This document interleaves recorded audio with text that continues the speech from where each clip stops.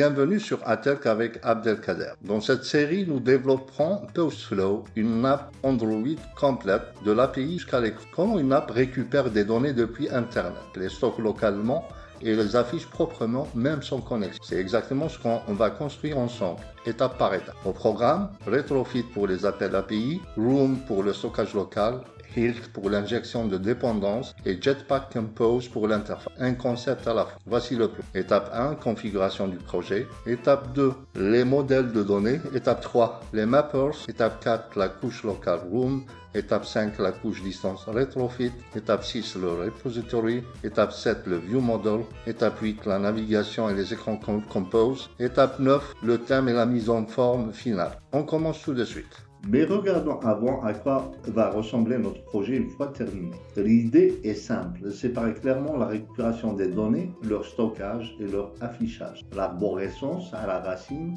et Data Models UI, le parcours d'une donnée. Une donnée va suivre toujours le même chemin dans notre app. Elle vient d'Internet, remote, elle est sauvegardée, local, elle est transformée, mappers, elle est exposée, repository, elle arrive à l'écran, UI.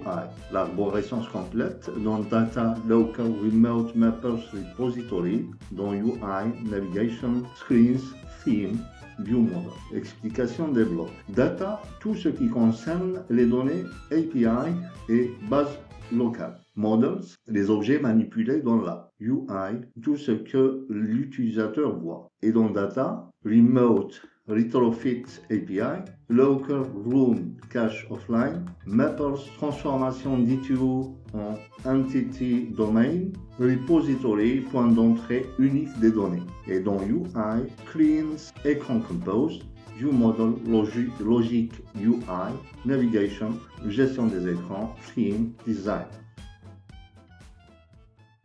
Configuration du projet. On commence par créer le projet. Je sélectionne Empty Activity. Je nomme le projet PostFlow. Dans les paramètres avancés, je choisis Kotlin DSL comme langage de configuration du build, ce qui nous donnera un build Gradle KTS typé et cohérent avec le reste du code Kotlin. Une fois le projet généré, je prépare la structure de base en créant 3 packages. Data pour tout ce qui touche aux données, Models pour nos classes métiers et UI pour nos écrans Compose. Dépendance Gradle à ajouter. On ouvre Build Gradle KTS du module App. Dans Plugins, j'ajoute les plugins nécessaires au projet. Le premier plugin active KSP, Kotlin Symbol Processing, qui va générer automatiquement du code plus rapidement que l'ancien CAT.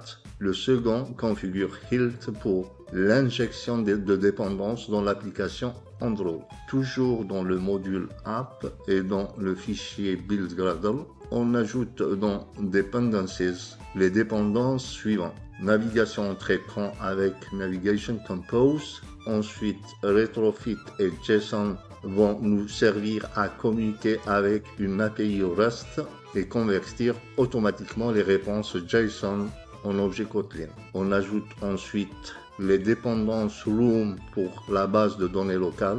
Le runtime est le cœur de la bibliothèque. Les extensions Kotlin activent le support des coroutines et de flow pour récupérer les données de façon asynchrone. Et enfin, le compilateur KSP qui va générer automatiquement tout le code des DAO et de la base de données. On ajoute l'intégration de View Model qui sert à séparer la logique métier de l'interface. Cette dépendance fait le pont entre Compose et le View Model. Elle permet aux Composables de récupérer directement une instance du View Model et d'observer ces données.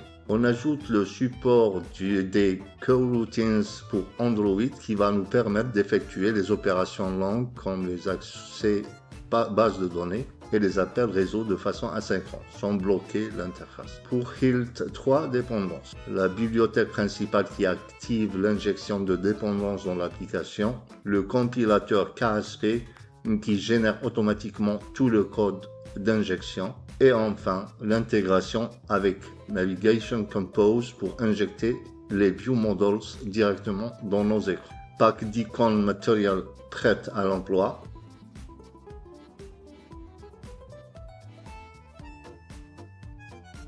J'ajoute à la fin Coil, une bibliothèque de chargement d'images optimisée pour Kotlin avec ici son intégration Compose pour afficher des images distantes ou locales facilement dans nos composables. Les dépendances étant ajoutées, je lance la synchronisation Gradle pour qu'elle soit téléchargée et le projet prêt à compiler. Et sur ce, la configuration est maintenant terminée, ainsi que cet épisode. Dans le prochain, on s'attaquera aux modèles de données qui vont structurer PostFlow. À bientôt.